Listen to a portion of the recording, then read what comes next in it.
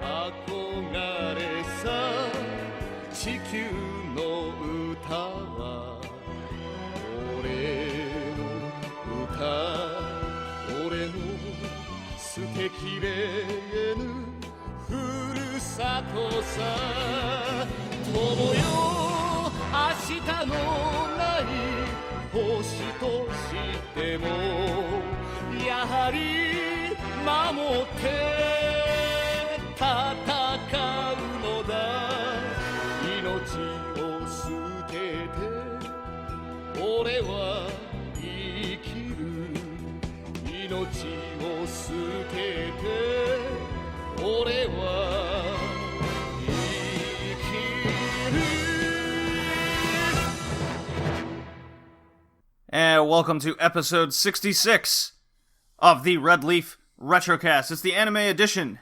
It is our second episode of 2020, as my phone goes off awkwardly. Hey, I'm your host, JD. We got a fantastic episode as I am joined with Colin, who's here in person. Hell yeah. Canada has invaded Rhode Island. And I am back once again to inject my filthy casual perspective to balance out the hardcore weebery that goes on around here.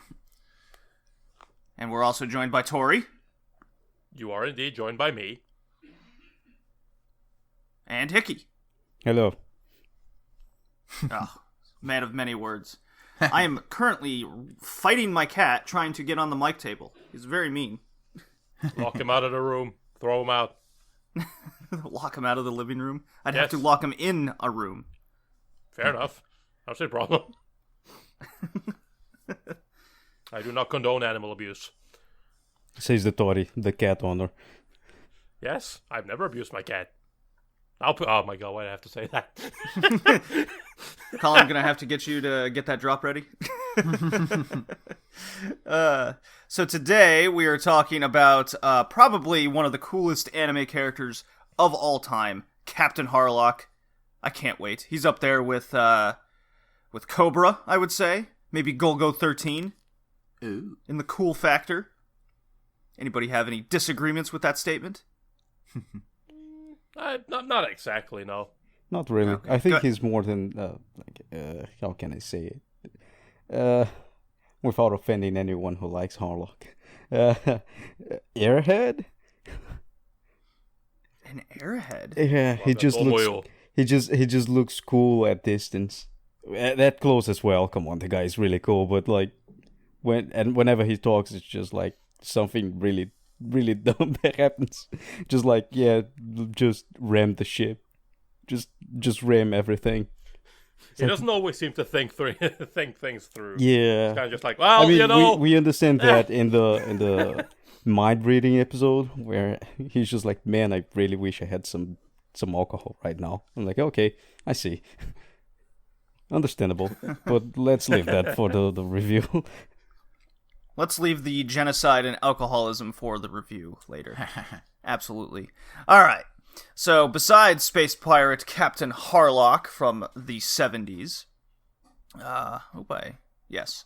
And then we have Tori's plan to watch Cleaning Quest, which we'll get to soon enough.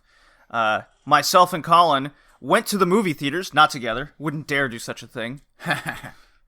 We both saw Weathering with You, the brand new Makoto Shinkai movie. Did we feel feelings? Tune in later. And then as a main topic, this was Hickey's brilliant idea. Instead of doing the best of the decade, of the past decade of anime, we're doing the lost and forgotten of the past decade. So, anime we feel, I guess, are good or something worth talking about. Hickey, what else was the idea? Yeah, I mean, it's basically hidden gems that we... Hidden gems, that's good. Yeah, we thought it was good, but one, we don't have a reason to talk about them. Either we don't have anyone to recommend, or it wasn't watched, so you legitimately don't have anyone to talk about those shows, because no one watched it.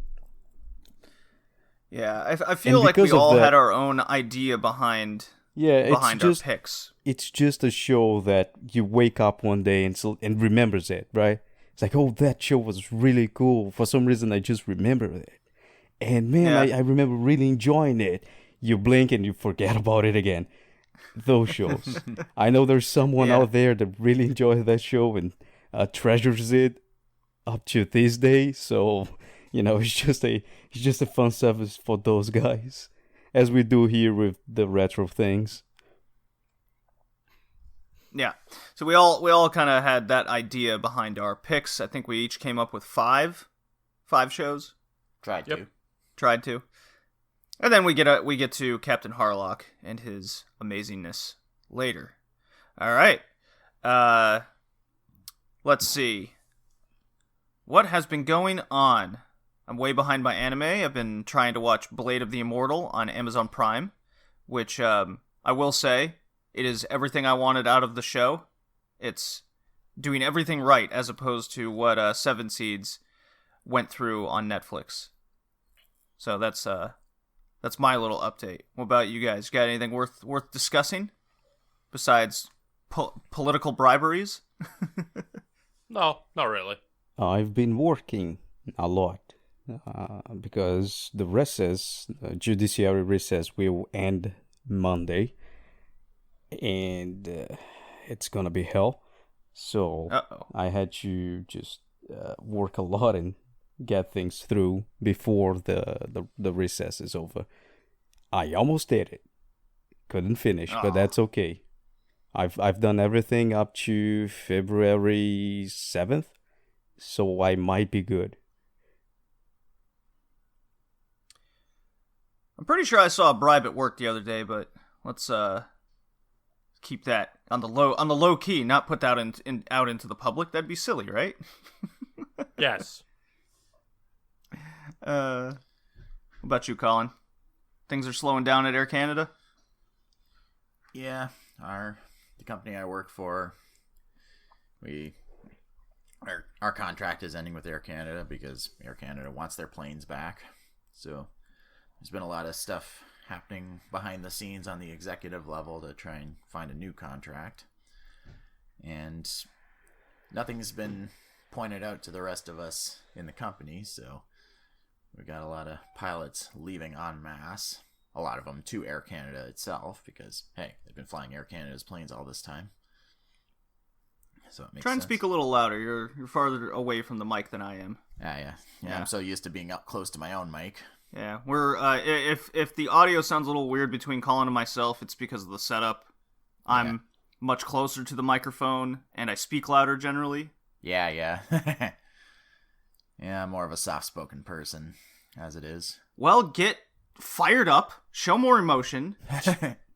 Simple solution. Just change seats. JD, just fire the shit out of it. Do you want some alcohol? I got some alcohol if you want to. A lot of it. As we know in this podcast.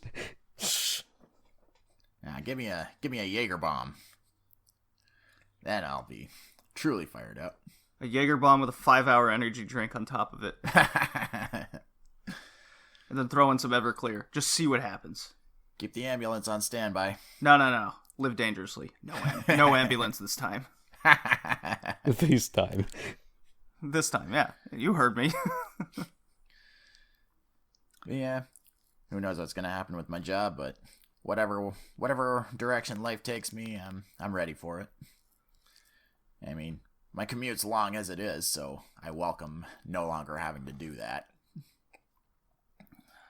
But in any case, as far as anime I've been watching, there's one... I watched, as JD mentioned, watched Weathering with You over the week. We'll talk about that later. And there's another movie I watched last weekend, but that's going to be in like the Lost and Forgotten thing, so I'll save that for later. Aside from that, I've caught up with the Demon Slayer anime. That's basically that was my palate cleanser when I was watching Witch Hunter Robin. This fucking show just never leaves this podcast. Nope. Or God. anything else. Yeah, I enjoyed it. It's a fairly nicely digestible show.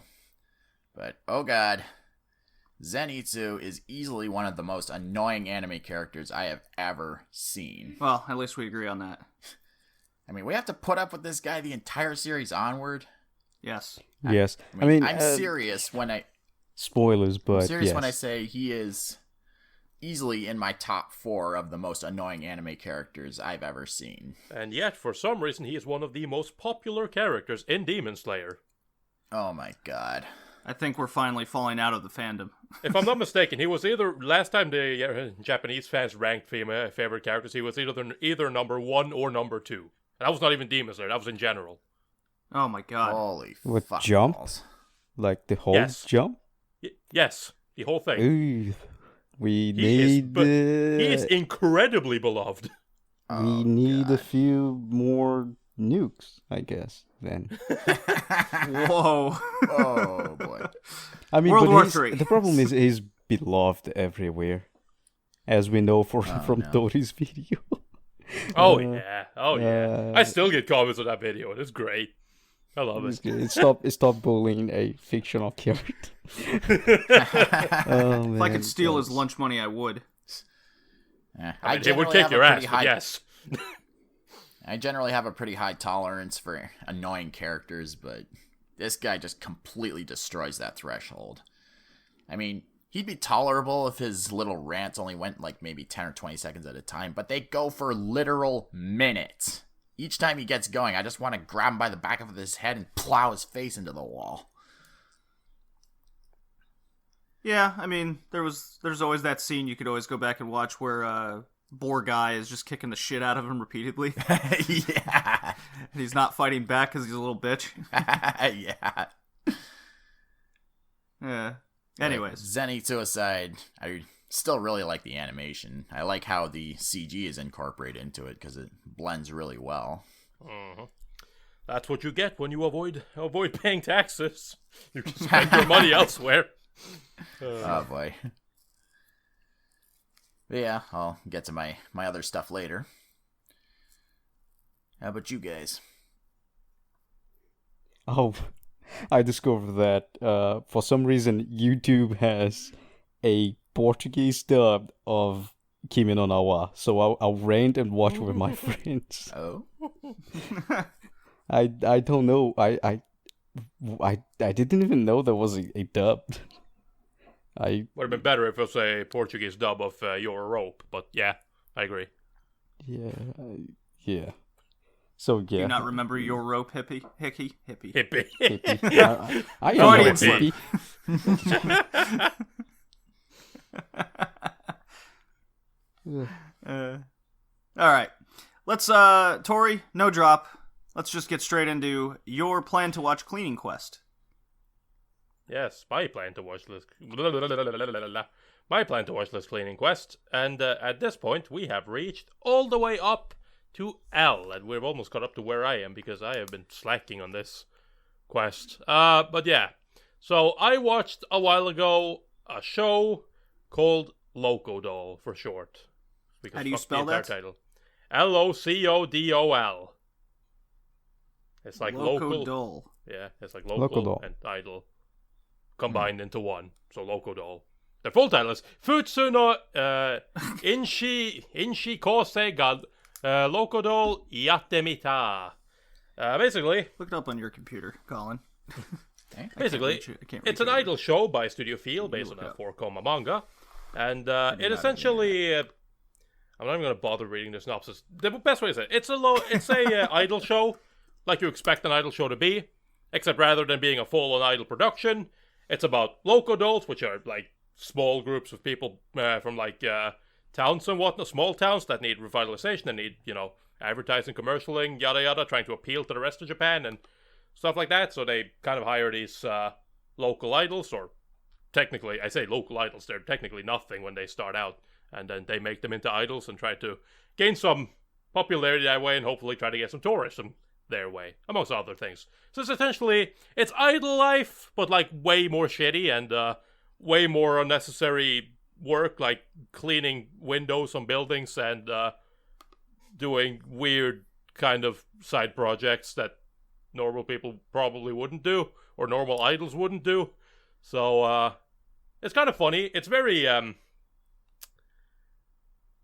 rough But I kind of like that because it makes sense, because the entire thing is supposed to be rough. Like, the animation isn't the smoothest, it looks a little bit awkward and whatnot, but it kind of fits the style of the show, because that's essentially that style they're going for.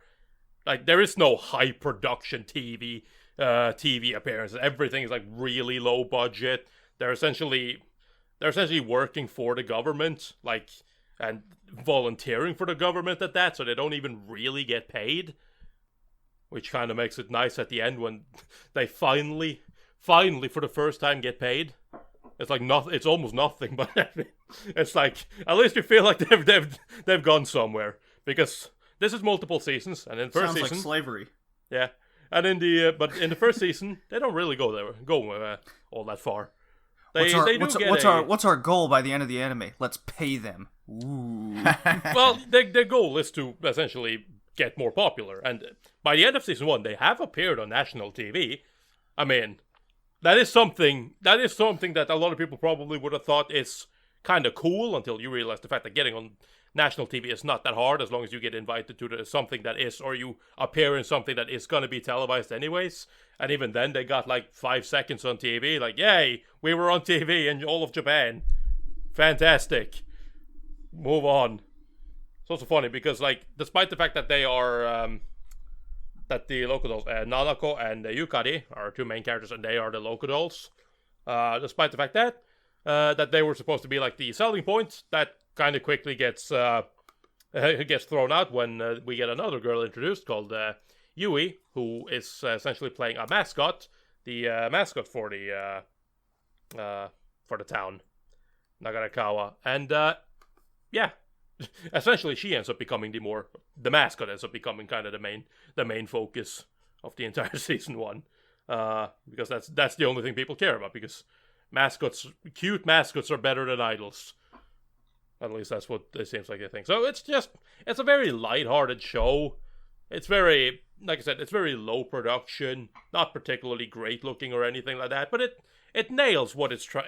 Like, they nailed that, like, low production, kind of like just fumbling around in the dark, trying to be like, yeah, we want to get popular, we want to get some attention, we want to get tourism, make our city attractive as a tourist spot to the rest of Japan, and then kind of go from there with very low effort productions like food review programs and cleaning and meeting the old people at the elderly center, and they have two concerts, I guess. I'd say 2 concerts. It's not even really that. They get to perform one song in one place and another in another place. They also get to perform for some old people. Like, it's just not the glamour side of Idol side. And mostly, I like it. It's a good show. Definitely does not look like something I'd be interested in. Oh no, of course not. Like, it's at the end of the day, if you don't like idol shows, you're not gonna like Locodol. It's still an idol show. There's nothing about this that's like, different to any other idol show. It's just the difference is that rather than have, like, you know, your Idol Masters or your Love Live, like these big, like, pumped up performances with lots of, like, attention to detail and all of that, and in Love Live situation, CG dancing, but whatever. Like, really bad CG dancing, right? You don't get any of that. You instead just get, like, really, really low production, low cost. Yeah. Everything. Amateur stuff. Yeah. Amateur hour. Like Wake Up Yep. Girls. Just like Wake Up Girls. So yeah, but if that sounds like something, if you're into idol shows and you haven't seen Locodol before, I definitely say give it a shot. It's a fun show. Alrighty. Anybody else got anything to say over it? No. I take that as a no. Alright. With that... Alright, Colin, so I have the list of drops in front of you. Anyone in particular stand out for me to play? Make a decision quick. Osamatsu. Osamatsu. Well, that's a one, as my cat gets on the mic table. And he's biting things.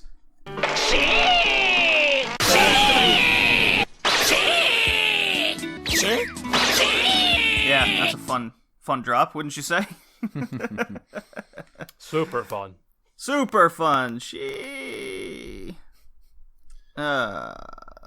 I just picked one and went with it. That's fine. So, we are here to discuss the brand new anime film called Weathering with You. Mm-hmm. It is from Makoto Shinkai. It was a limited screening in North America, I believe on the 15th and 16th of January. We both went Thursday, right?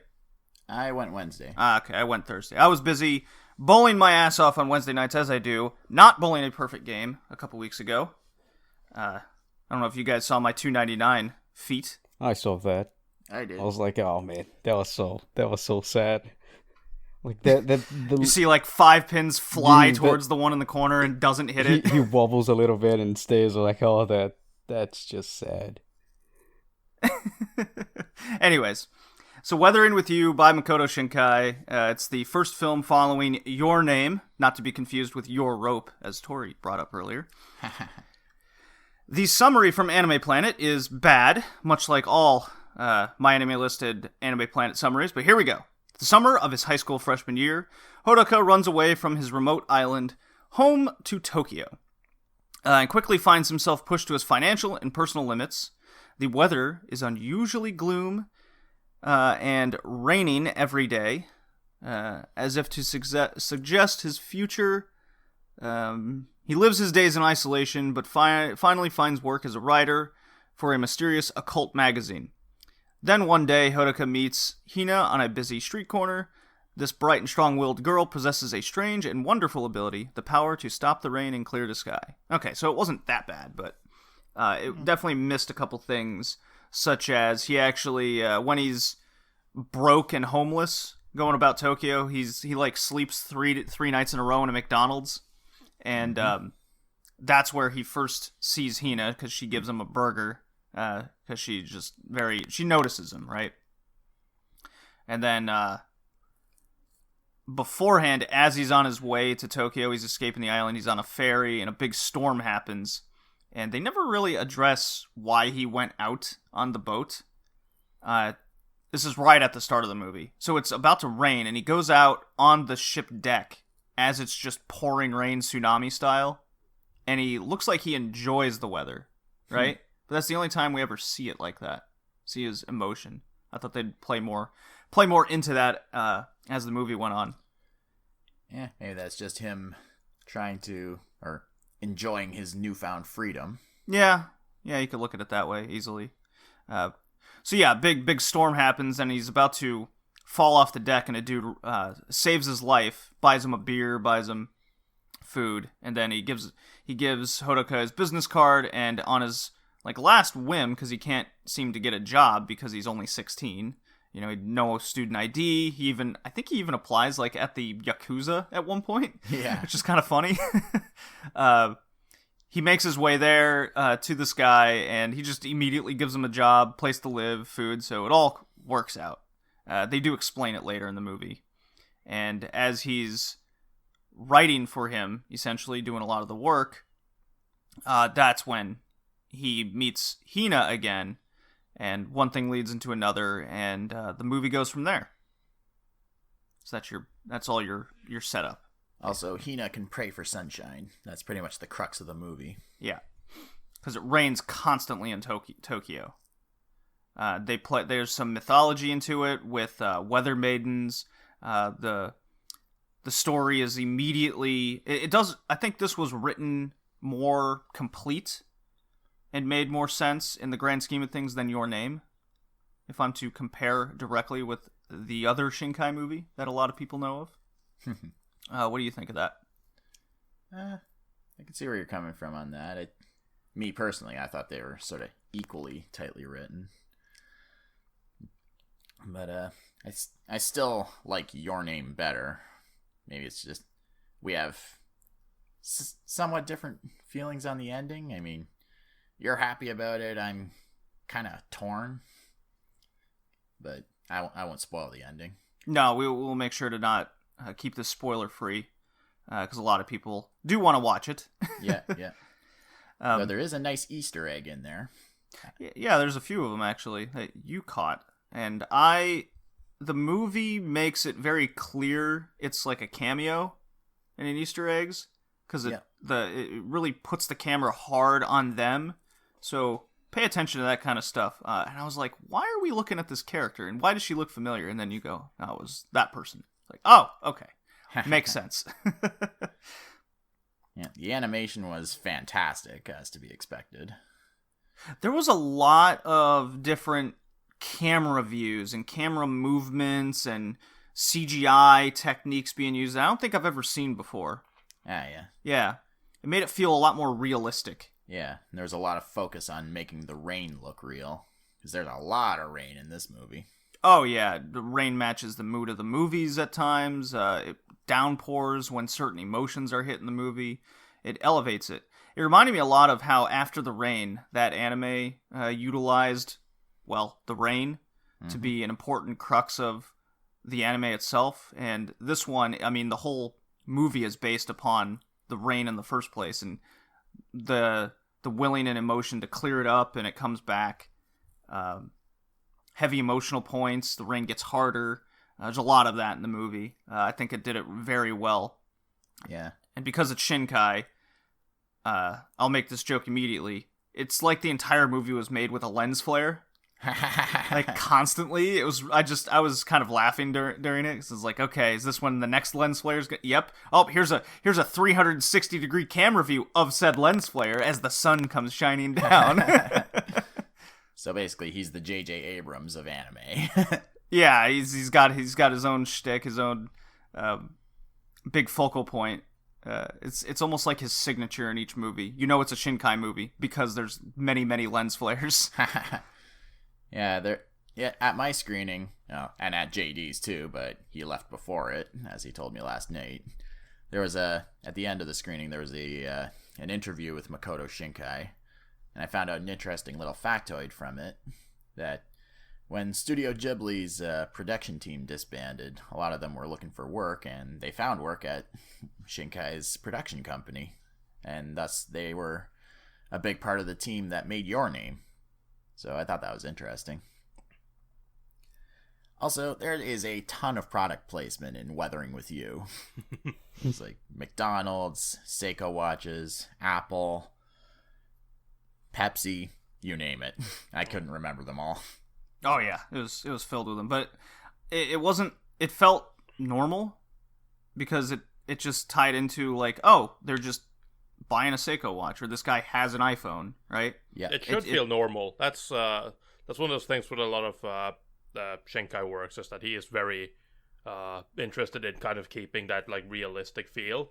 Like, he likes to go for a lot of, like, his stories usually takes some more fantastical turns to kind of play on emotion, but he wants the setting to be as real as possible. That's why, like, a lot of product placement, like, while there is a lot of product placement, it's not just, I assume, like, and a lot of other works as well, you'll find a lot of product placement. It's just because, like, that's what we're used to. Like, you're not going to be put off for seeing, like, a fucking giant poster go, like, that says Coca-Cola, right? That's normal. You're used to seeing that. So like, it would be more weird to see like a red poster that said soda. It's like, that's, okay, sure. Well, and it's not like Death Stranding, yeah, where it's a post-apocalyptic world, but Monster energy drink is still like the best thing in the world. The internet no longer works, but don't forget to scan your can with the QR code and a chance to win Call of Duty double XP. Yeah, although I did really laugh when Hina gives Hodoko the Big Mac, and it zooms in on the Big Mac. He holds it up. Oh, it looks like the most beautiful burger in the world. and then there's the inner monologue, and he's just like, this was the best food I've ever eaten. And it takes a slow, big bite into this juicy burger, and then he just goes, I'm like, yes. Wow. That is hardcore advertisement. Yes, it is. Yeah. And then she got fired from that job shortly after, so I was like, it's just like real McDonald's. Oh man. So, yeah, I was eating popcorn during this movie, and I got like real sick halfway through, and then when I got home to like 2:30 in the morning, I was just dying. Just stomach was on fire. I'm pretty I'm like 90% sure it was the butter that I put on my popcorn that it was old. I was like, ugh, this is hard. But from an emotional standpoint, I don't like going to movie theaters alone. I find it quite depressing in itself. So then seeing this movie, the emotional highs and lows, I think the last movie that I reached those highs and lows emotionally was A Silent Voice with the bullying and the deaf girl and the focal point on what those characters were feeling at the time. I thought this one was just as high as that. I don't know if you've seen Silent Voice, Colin. Yeah, I read the manga. Okay. Hickey, Tori, have you seen Silent Voice? I've read the manga as well. Okay. No, I've said 50-50 split. I'm not super big on, like, it's a good movie, but I'm not in love with it. I kind of dislike a lot of the approach to a lot of the topics in it. So yeah, I thought the movie would be underwhelming, so I decided to just get the manga. My friend had it, so I just was like, you know what, I might as well just read it. Again, those kind of things tend to be very underwhelming when adapted into anime. Okay. Well, I'll just reiterate, the emotional standpoint is what I'm focusing on here in that comparison. So when a character starts feeling something, you in turn start to relate or understand where these feelings are coming from. It's very clear, right? So I thought Weathering with You did an excellent job from that point of view. One example would be at the very beginning, it tells us the Weather Maiden's fate, right? Yep. So you immediately know, like, what the fate of the characters are going to be, right? Uh-huh. And how, so it triggers, like, an emotional expectation. So usually when, instead of swerving the viewer, right, kind of like what Your Name did, you felt swerved. I never felt swerved for the sake of, like, being fooled in Weathering with You. I could follow the story, I could follow the plot. Everything made sense from that standpoint. And when the time came for fate to be met with, that's when it went through, that's when it climaxed at the emotional low point in the series, right? And then it slowly kept bringing it back up. Desperation, sadness for sure. It was really well done, and it wasn't just our main characters. The side characters also played their roles so well, right? Yeah. Even the comic relief. So in Your Name, the comic relief moments just felt kind of forced at times. In Weathering with You, they just felt like it was part of the character, right? They were just going about their lives, and that in itself was funny. Like with our first meeting with one of the side characters, he's like this, what, I guess he's like 12, 13. Yeah, and he's on a school bus, and this is right at the start again, so this is all at the beginning of the movie. We're just establishing things here. He's on a bus with a girl, she gets off, and then the very next stop, a new girl comes. Oh, yeah. So he looks back and he's like, another girl? This guy's awesome. I'm seeing a real playboy in action here. And he's like 12, 13. It's great.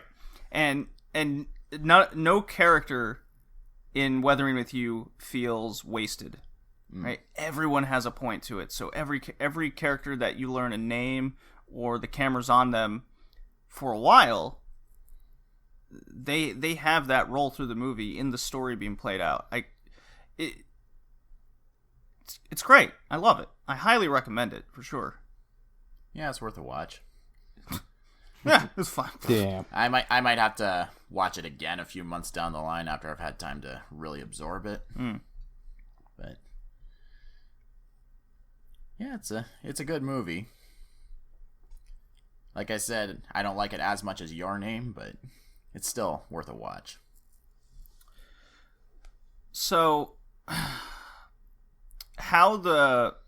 one of my big criticisms of Shinkai is, of course, the sake of swerve, the the story's not being fulfilled, so to say. Yeah.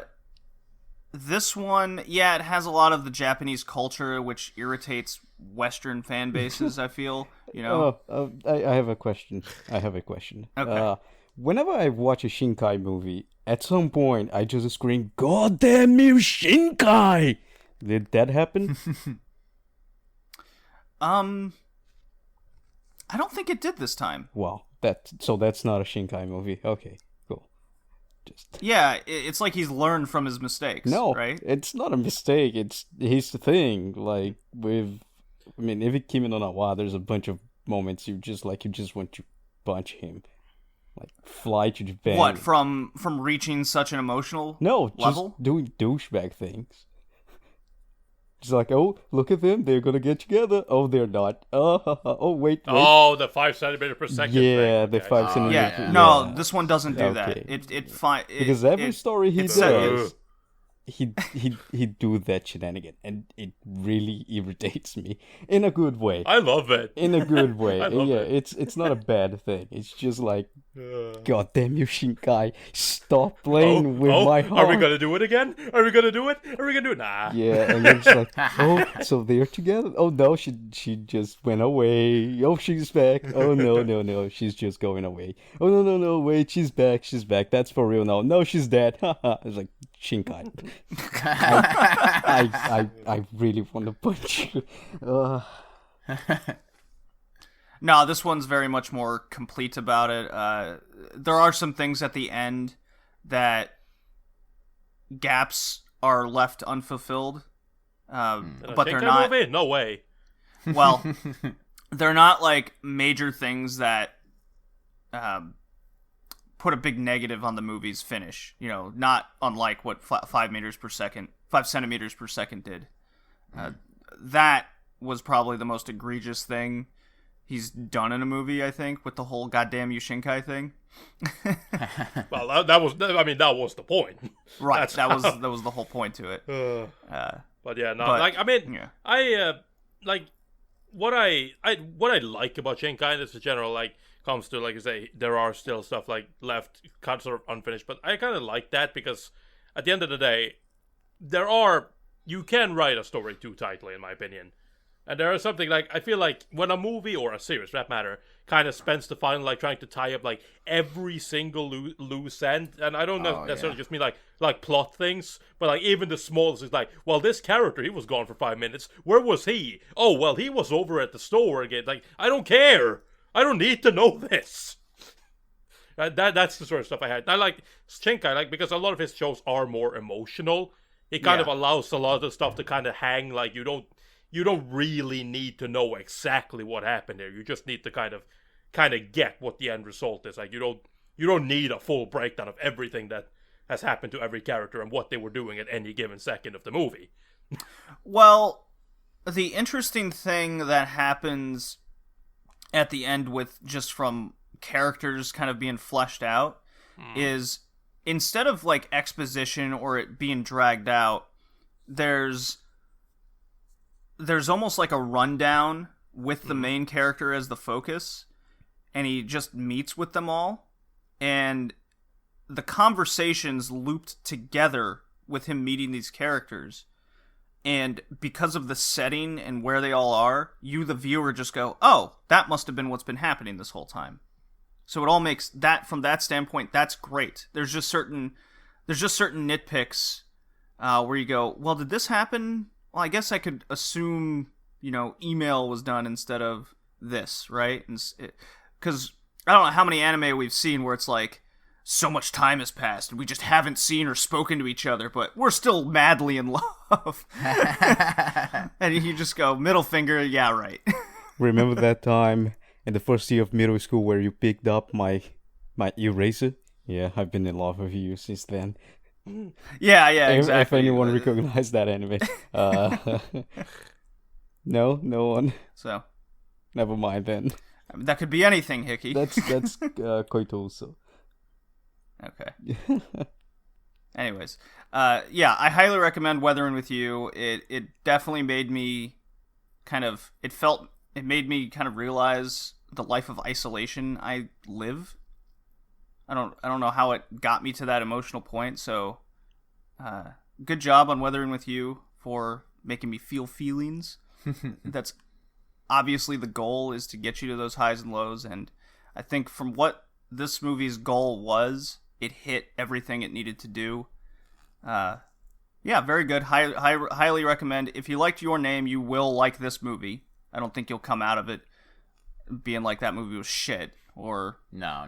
at all. I don't see how, if you liked Your Name, you wouldn't like this movie. Yeah. And if you like Your Rope, then probably don't watch this. Well, I don't. I have a funny feeling it's not what you were expecting. All right. So that was the Weathering with You review. Definitely, when it comes out on Blu-ray, DVD, or wherever, hit it up. Definitely watch it. It's worth it. Okay. Play another drop here, and we can move on to the Lost and Forgotten of the Decade. Okay, 3, 2, 1, let's jam. 3, 2, 1, let's jam. Hickey, this is your brainchild. Why don't you start us off and introduce and tell us what it's all about?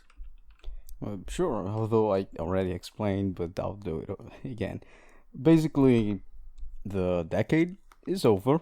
You're on a new decade, and everyone is doing the best of decade. But that is not fun. At least in my concept, because you just need to search anime from 2010 to 2019 and get what is the most popular. Probably everyone watched it. Probably everyone knows about it. But what is interesting about anime, especially seasonal anime, which is what we're talking here, is that there's a lot of them. And a lot of times, you watch for the sake of watching. And, because of it, sometimes you just miss an anime or two. You cannot watch 40 animes a season. Except me, because I did that once. Because of that, I was talking to Tori about an anime that was really overhyped before it started. And people just dropped off because it wasn't what they were thinking it would be. I kept watching to the end, and it was really entertaining. Although it was so forgetful, I forgot the name. I know what you're talking about, but I didn't watch it, so I don't remember what it's called. Yeah, right? Because Tori asked, about that show that everyone was hyped to watch because they thought it would be a Madoka Magica replacement. Yeah. And I was like, yeah, like on our anime, it was like in the top, like one of the like 2 or 3 most like talked about and most upvoted comment section for like our threads for like the first 3 weeks it was airing, and then after that it didn't even appear on the rankings. So like, what actually happened to that show? Yeah, and from that idea, it came, this topic. Why not we just talk about a bunch of shows? Of course, originally was retro shows that we've watched and we really liked. Like, it is an excellent show, no matter the score it is, because people are just sometimes crying babies and they would just score out of anger, especially on my anime list. So a show will have a really low score because people just don't understand the show, or just hyped it and were disappointed. Those shows that we actually watched it and we don't agree with the score and think it is a very good show, but because no one watched, or you don't have anyone to recommend it to, you just forget it. Or even you just forget because, you're watching 16, 17, 20 shows a season. You don't have, memory space to actually remember every single thing you've watched. And those shows, sometimes something really special happened. That is, you're just walking, doing your stuff, and you just remember that show. And you remember how good it was and how much fun you had. And every single time you come to the same conclusion. Now I forgot this show because I don't have anyone to talk about it. Coincidentally, the decade ended. So we just decided, I gave the suggestion of doing the Lost and Forgotten of the decade. Those anime we watched from 2010 to 2019, which was highly enjoyable. We really liked it, but no one watched it for a infinite number of reasons. And now we're just gonna talk about a few of them that are really worth watching, no matter how the score is, no matter how many people watched it. They're just good shows that end up being thrown out in the collective grave that is seasonal anime from recent years. All right, so Lost and Forgotten of the past decade. I'll start us off with how I came to just so we're not here for hours on end. I figured we can just go through our 5 individually with a short little excerpt of why, and then maybe we can discuss some as we go. So I looked up kind of mainstream sites of best anime of the decade, right? So like IGN has one. So video game sites know a lot. It is always to fulfill my weeb role. It's always the Ryaju, the normie sites that has right those lists. So it was kind of my benchmark of putting anime on my list of Lost and Forgotten of just like what didn't make those mainstream sites, right?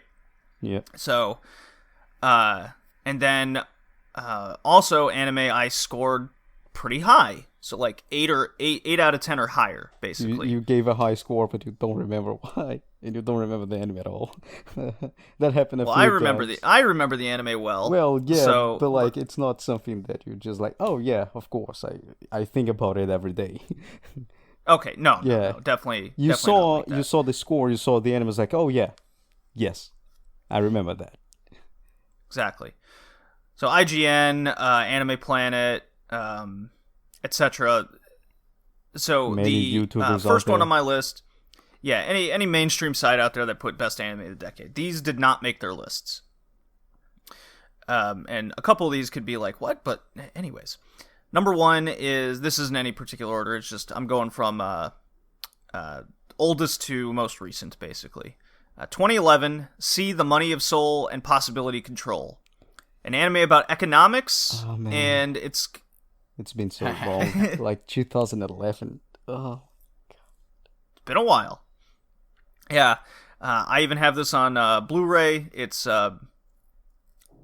so unique and original, the concept, and it has an average high score on Mal and Anime Planet. It's something that when it came out, I didn't think anything of it. I watched it maybe years later after the fact, and I was like, man, that was a good anime. It made the sense of gambling and economics interesting. It had fights and battles, action. It had great commentary throughout, always asking the viewer questions. Yeah, it looks nice too. So that made my list. Number 2 is also from 2011. It's Usagi Drop, which is actually something that was on my plan to watch Cleaning Quest, Tori. So I definitely didn't watch it until about, I would say, 2015, 2016. But it came out in 2011. Usagi Drop is about a single guy who takes in a girl whose family, parents died, and then nobody else in the family takes her in, and it's just a wholesome story, and yeah, okay. This show was forgotten with a reason. People want to forget it. Yeah, people don't want to forget the anime. The anime is completely separated from the manga. People wanted to forget the manga. The anime was just a collateral damage. Look, the anime was really good. The anime was fantastic. I agree with you. Yes. It's fantastic. It's 1,000% worth a watch. I think it's also one of the best of the decade, but seemingly has absolutely been forgotten since it didn't make a single one of those mainstream lists. That was I was quite surprised. So I was like, man, that's immediately making mine. Yes, the manga has some very controversial things that finish it off. So if you're just looking for the anime, then I highly recommend. The third is from 2014, Knights of Sidonia. So if you're a mecha fan like I am, you like your space battles. Knights of Sidonia kind of kicked off the Netflix CG type anime shows. It's got that post-apocalyptic universe to it all. Crazy alien creatures coming at you. It has new little, like, humans have evolved to basically eat and drink through photosynthesis. So of course, it's like the perfect anime for the Red Leaf Retrocast. If you listen to the Retro Gaming podcast and whatnot, I love the show. But the CG shows from Netflix, even Ajin, those didn't make it. But Knights of Sidonia was that first one that kind of kicked it off in 2014. It's even got 2 seasons to it. A third one is definitely going to come out at some point to continue the show. I love it. If you like your space battles, seek it out. Then in 2015 was Ushio and Tora. I think if you've listened to this podcast before, I've brought this up quite a few times. It is a shonen battle anime. It is also a retread from a failed attempt in the early 90s. So it is a battle shonen that was used to be retro, and then they tried again in 2015, and it nailed it. This is, I think, one of the top battle shonens out there. But because like Food Wars and My Hero Academia came out, Ushio and Tora just kept getting pushed further and further back, and people forgot about it.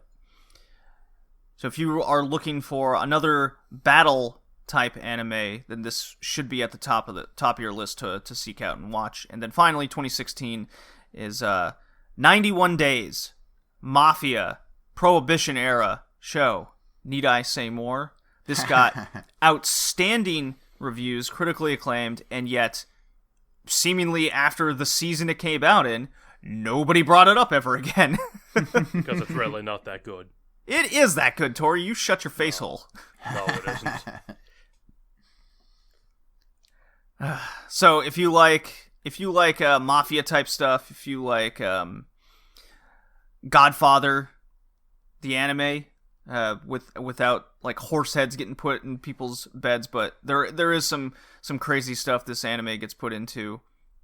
It follows a kid out for revenge, and he joins the mafia to seek out his revenge. I like the story. I like how it played out. I think it's worth seeking out from lost and forgotten of the past decade. Those are my 5. Who wants to go next? I'll go. I'm next up the list. Okay. So this is less a list of hidden gems and more just a list of at least somewhat obscure anime I've actually finished watching. First is Flip Flappers from 2016. I mean, that show has some fantastic anime, and or animation, and it's a nice little twist on the whole magical girl genre. It's got some cool sci-fi elements. The story's fairly tightly written, and I like the characters. It's worth a watch if you're into that sort of thing, but I just don't see many people talk about this one. I think it was talked about like the first season or 2 when it came out. A lot of podcasts were definitely bringing it up, saying, don't sleep on this. It was a popular show with a certain crowd, but like the problem with Flip Flappers was that it was generally considered a flop, like financially speaking. It sold horribly, and that's kind of the problem with a lot of these like original IPs with like next to no marketing and whatnot. No multimedia project. It didn't grab anybody's attention. Yeah, it didn't grab anybody's attention, but I agree, it was a really good show. Yeah. Next is Patima Inverted, or Patama Inverted. I just watched this one recently. Or in Japanese, it's Sakasema no Patama. Anyway. Yeah, I watched it last weekend, and I enjoyed it. I mean, the only reason I know about it is because when I was at an anime convention last year, I saw some AMVs featuring it, and it looked really cool, so I got a Blu-ray on sale, and it was really neat. For those who don't know, it's about basically this. It's in this world where this big disaster happened involving gravity, and now there's this underground society of people whose gravity is opposite that of the surface, so they fall up. And then this one girl ends up falling up into the regular society, and then meets this boy, and then they go on this big adventure involving uncovering what happened and what the real story of the world is. And I thought it was really cool. I mean, it's got really good animation and art direction, and it really manages to create a real sense of vertigo with the characters. They don't skimp on, like, the physics. My biggest complaint is that the main villain is pretty much every cartoon villain you've ever seen. Yeah. It's like, no real depth to him at all. He's just evil. You could literally just switch him out with Mr. Burns or Snidely Whiplash, and you wouldn't know the difference. He literally does, like, that finger tenting his fingers and then tapping them together rhythmically. Oh. It's like, really? You're not even trying! The evil pyramid of the contemplation. inverted people. The inverted people must go. They are Exactly. bad. That's his whole motivation. They are bad because I say so. Yeah. I mean, the inverted. If I'm good, they're bad. Look, we just need to get rid of Australia. Exactly. I mean, it's already getting rid of itself, but you know, we can always help. Every podcast has an Australia joke. I mean, listen, it's relevant. Well, of course. But yeah, it's still worth watching for the reasons I mentioned. Yeah, I remember back in 2013, just looking at this show, I was like, oh, it's a movie. I don't watch that much movies, but that seems interesting. Skip 7 years. I'm just sitting here, oh yeah, that show. The reason I was gonna watch that one. Yeah, the reason I came up with this topic. Yes. Then next one is Oshiete Galko-chan, which is another high school slice of life type deal. Involves just a bunch of characters. On first glance, there's your stereotypical Gyaru, who's the title character, and then her friend is her name. Well, they go by nicknames in the show. There's Otako. She's basically like the stereotypical nerd otaku type, and then they've got the Ojo-sama character, but they kind of flip these stereotypes on their head, as in Galko is not your typical mean girl queen bee type.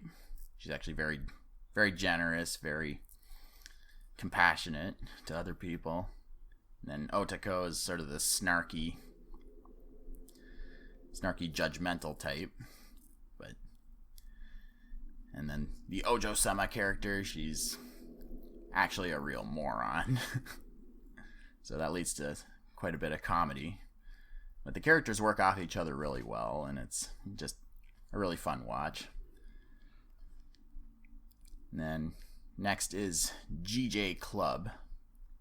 It's just another sort of a high school slice of life type deal. Just this club in a school, bunch of girls and one guy. You'd think it'd be your typical harem setup, but it doesn't really go very far in that direction. It's just them interacting, getting up to various hijinks, and it features a Canadian cat girl.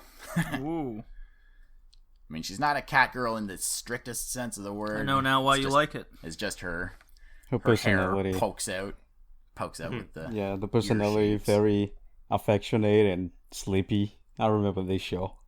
That is a good choice. Yeah, it's not the best show I've watched in a long time, but it's still entertaining. And then last, because it's one I've actually finished, is Little Witch Academia. Love this show. I don't think it gets nearly the amount of attention it should.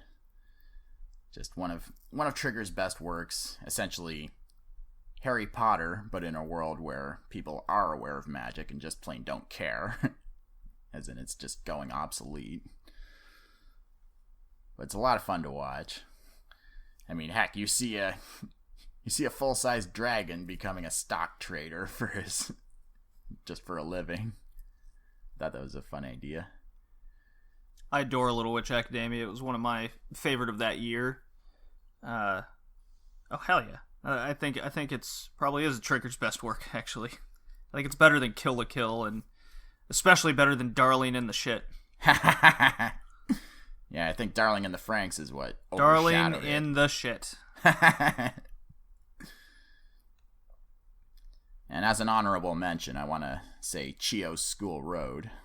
It's only an honorable mention because I haven't finished it. Yes. It's a really funny show. Finally, someone to talk about that show. I like the mangaka. I often watch him live stream. Oh yeah. Yeah, but now like Cool. since he got cut off, he went back at doing what he did for the living, which is porn. So. Oh jeez. There you go. It's fine. It's okay. It's actually not much porn. Way more funny.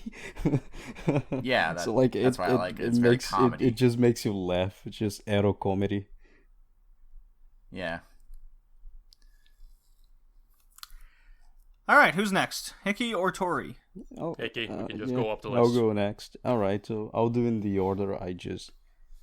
It's on the document. The first one is a show people got disappointed with because it's a David production and it seemed interesting, but after 6 episodes, people said it would be a flop and everyone dropped, which means not a lot of people finished it, even though I remember. Myself included. Yeah, which is Sakura the Reset.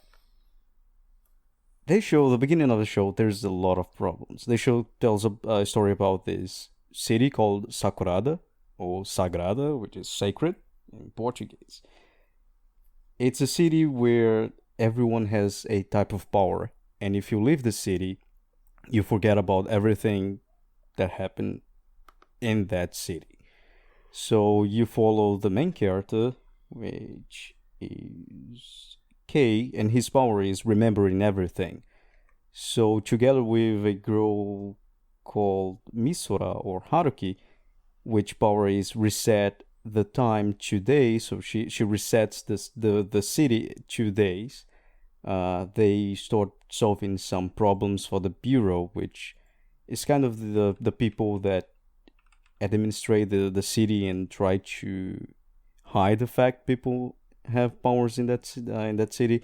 The problem with the 6 episodes, the first 6 or actually first 10 episodes, let's put it that, is that the characters are not likable. And main girl doesn't have a personality. Main guy doesn't really try to show his personality as well. So there's a lot of dead air time where they're just talking to each other and she says something. You're gonna have like 3 to 5 seconds of just pure silence and he will respond. Then you have more 6 seconds of just silence and she will respond. It's very dragging. It's very boring. But if you get past of it, you get to the actual story, which is just this really well written, well built, well animated because it's David Productions anime. Also a complete story because it adapts the complete work it was based on. And that was the basic problem. People got disappointed, dropped the show. When it was airing, the score was like 6 or something. 3 years later, it's on 7.42, which means more people watched it and realized, oh, it was actually not worth dropping this show. So they raised its score. The second one is Ikoku Meiro no Koze, the animation. It's a show about a Japanese girl that in the second part of the 19th century goes to Europe, to France, to live in this metal workshop with your typical guy, and it's just a moe slice of life, but the setting is very interesting. Usually you see post 19th century Japan. This is in Europe, the inverted way. As well, you have some very interesting historical factors that play into the anime and are very interesting to understand. Biggest problem is, one, the setting. It's not very appealing, so a lot of people skipped it. The second is the season. It came out in summer 2011. And if you need to get anything out of this Lost and Forgotten, is that the summer of 2011 is probably the best season we had in the last decade. Just to, have an honorable mentions of shows that came out in the season. You have Usagi Drop, as JD talked about, Mayochiki, which was very popular when it came out, Baka Test second season, Yuru Yuri, Mawaru no Penguindom, Kami-sama no Memochu. Strong season. What? This is a strong season. Yeah. The Idol Master, Natsumi Book of Friends Season 2, so there's a lot of things. And in that same season, there was an anime very close to this one called Italian Nishoka. I think that was the name. And a lot of people, between choosing the happy-go-lucky Moe show and Italian Nishoka, which was also a fantasy anime, they chose it, myself included. I watched like Jose in 2016, I think. But it's a very good show. It's a very interesting historical anime about the 19th century. So it's very worth of to watch. The third one is Dante Opera Milky Homes from fall 2010. This one is an interesting one. It is a comedy, but the style of comedy is just like Excel Saga. So not a lot of people finish the show. They usually dropped after 2 episodes because they don't understand the type of comedy. And when you see the show, it looks like Precure, kind of very moe, little girls folks maho shoujo, where you have 4 characters. They are descendants of the biggest detectives of history, and they go around doing magical girl transformations and solving some crimes. But the problem is, it is Excel Saga level of comedy. The second season, you even have one the best moment, I think. The main girl, the one with pink hair, becoming a mistress and just going on in a masochist guy. just like putting candles on his ass and shit like that. It is highly, it is so funny. It is extremely funny. But because people don't understand the type of humor you get from something like Excel Saga, which we reviewed, and it is really funny, they look at this episode, they get disappointed because it's not what they were looking, forward to, and the synopsis doesn't help, so they just drop it. And no one watched this show, even though it had 3 seasons, so it was definitely popular in Japan. It is definitely worth watching, especially if you liked Excel Saga. The 4th one is Concrete Revolution. Another one that not a lot of people liked it because of the first season, since the episodes are out of order. So, you start by the end, then you go to the middle, then to the end again, and you need to pick up parts and just try to complete a huge puzzle in this world where people have powers, which it's almost like a Japanese style X-Men. Highly interesting. I cannot talk about that a lot because it has even talking about it might get a lot of spoilers out. It has 2 seasons. It is highly worth watching, but unfortunately, because of the puzzle style of screening, not a lot of people watched it. Which is a shame, because this show is actually a very good superhero style anime that we don't see out there. Unfortunately, the one that will be remembered for the decades is My Hero Academia. And Concrete Revolution is just such a better show. Demon Slayer, apparently. as a superhero? Didn't that get best of the decade or something by Funimation? Yep. Yeah. Oh boy. Jesus Christ. So yeah, Concrete Revolution fall 2015. 2 seasons. Unfortunately, it has the drawback of the puzzle style screening, but it is definitely worth watching. The last one is Fune wo Amu from fall 2016. It has a high score in my anime list, but not a lot of people watched it, which is a good indicator because everyone who completed it really liked the show. It tells the story of a guy who works for a... What is the name of the company? Like, he works making books, and his main work is reviewing dictionaries.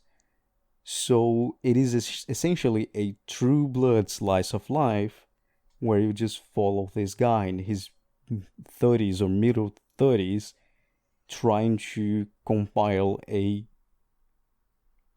dictionary.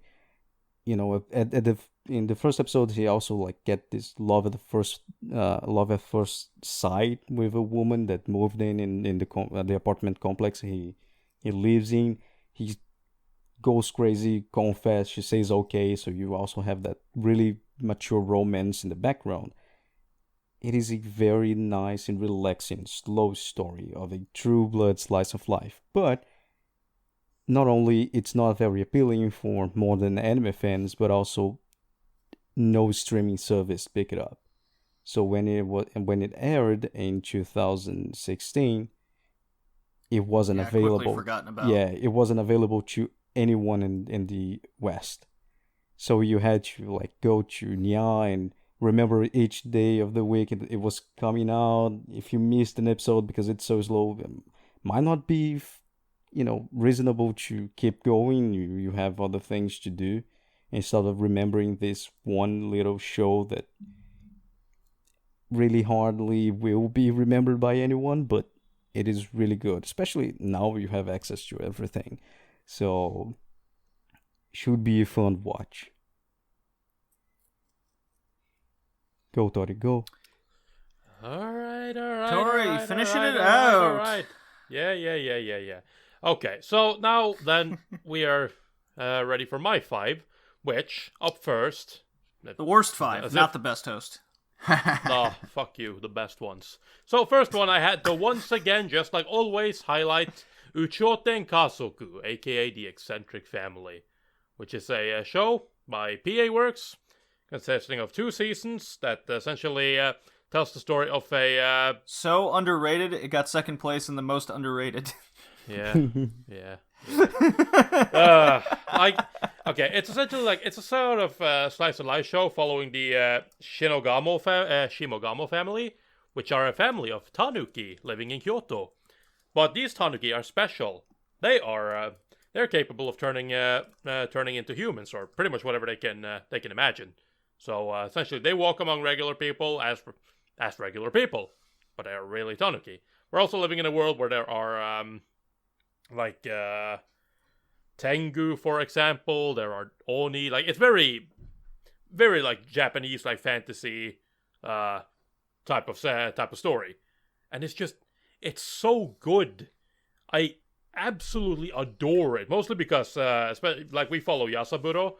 He is the main character, and he's the one who gets. I just like his attitude because he is a little shit. He is rude to most people. He's very cocky about himself, and he just he likes adventures and stuff like that, and he kind of just goes about it. And I just love his I love his personality. I love the way he gets involved with the Tengu, and especially spends a lot of time around a girl named Benten, who is a regular human who has received the blessings of Tengu, so she has their powers, and she is also very, very scheming, kind of. She's not quite evil, but she is a little bit evil, and she is multiple times trying to sell out the Tanuki and whatnot, but he spends a lot of time with her, and they kind of get along a little bit, and it's just, I just love the connections between all the characters in these two shows. These 2 seasons. It's so good, and I hate that a lot of people, even people that like PA Works shows, they usually go to their more emotional stuff. But then you have this, and in my opinion, The Eccentric Family is PA Works' best work. Period. There is no question in my mind. but people still, like, it's one of those things like, it's the one show that nobody really cares about. And it makes me so fucking sad. And Hickey's promised me that he's going to watch it multiple times, and yet he never does. So Hickey, look, it is truly a lost and forgotten show. It really is. It's cursed. Even when people say they're going to watch it, they don't. They forget about it. So yeah, nah. But it is a really good show. Just trust me. When have I ever steered you wrong? So yeah. And the second one that I have is a show called Moyashimon. And to all you attentive listeners out there, you're probably going to be like, and you know, that one guy who's actually watched the show is probably going to be like, hold on, Moyashimon didn't come out in 2010, in the 2010s, it came out in 2007. And you are right. But the second season came out in 2012, therefore I'm bending the rules, so fuck everyone. I knew it. Worst list. Worst taste. Worst host. Listen, man, nobody ever talks about the show, and nobody's ever going to talk about the show because it's not a show that you're never gonna mention this show to anybody. You're never gonna be like, I'm looking for anime recommendations. What could you recommend to me? Oh, I know, Moyashimon.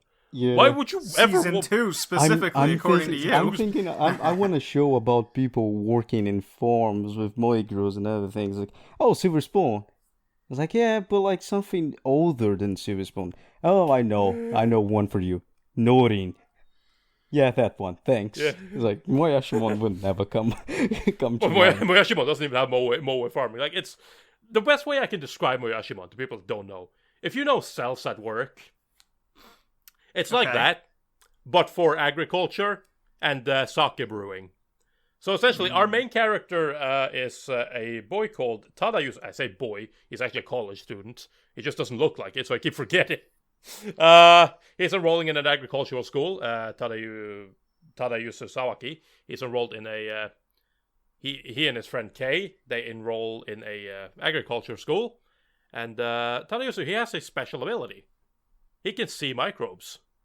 Like, actually see them. So it's essentially just a whole bunch of, like... As we learn more about agriculture and stuff like that, like, we kind of get it broken down to us on a molecular level at a lot of times. So it's a whole lot of weird stuff in regards to that. And it's such a strange concept. But I like it. I liked it a lot. And the second season just keeps going with that. There's a lot of, like, it's mostly comedy focused. There's a lot of comedy here and just generally like school life, again, a lot of slice of life stuff, but it's a really fun show. So if you're looking for something strange to watch, then definitely watch Moyashimon's second season. Although you should probably watch the first season first. I hear that watching season 1 before season 2 helps. That's just in general. Yeah, just do what I do. Just skip seasons at times. Yeah, and then just jump into the middle of a story and be like, why doesn't any of this make sense? I don't get it. Hey, I've never complained about that before. Sure. Oh yeah, then Moyashimon returns. And the third one that I have. What, did you already forget about your forgotten show? Which one? No. The third one I have is a show called Nanana's Buried Treasure, or Ryugajo Nanana no Maisokin TV. Because you need to know that it's a TV series. And yeah, it essentially follows a boy named Yugo Yama, who is currently on a man-made island called Nanae Island. It's a man-made island, Pacific Ocean, and it holds everything necessary for proper education and training and children. The training of children. It's just like a kind of, you can think like kind of Academy City to like in the Toaru series, but not as high tech, but it's kind of high tech. And he essentially runs into a bunch of characters, and especially the titular character Nanana, who lives in his room. But don't worry, it's not what you think. She's a ghost, so he can't do anything to her. And essentially, in order to kind of let Nanana get her piece, they have to go on adventures, or he has to go on adventure and discover find treasures, and they are looking for something in specific for Nanana. So it's essentially like a treasure hunt, kind of like almost a little bit like Indiana Jones style in terms of like treasure hunts and whatnot, but not entirely. And that's essentially what they do, and then there's a whole bunch of like side plot stuff, and sadly, it doesn't end, which is probably the biggest problem with it, why it's so forgettable, because it's an incomplete story. But I'll be damned if I didn't have a great time watching them, just going through like different mazes and whatnot, trying to get to the end, trying to get to the treasure at the end, like trying to figure out like how to get past traps and stuff like that. It's a fun ass show. A bunch of wacky characters, like Tensai, who's a detective, Nadana's a ghost, Yugo is an asshole, Daruku is a maid, and a boy. Like, yeah, it's a strange show. It's definitely one that I didn't expect to like when I picked it up, but god damn it, I like it. I just wish it actually ended. All right, fourth one, because I'm not done yet, JD. God damn you. Oh, damn it. Yeah. The fourth one that I have is definitely unforgettable. Another one that doesn't end. Do you see a trend here? Yeah, that is Sankarea. No wonder people forgot about him. You can't finish it. You picked Sankarea. I thought about it, but I remember being popular. Although it's just like it's the new shiny thing syndrome. It is popular when it's airing. It just doesn't last.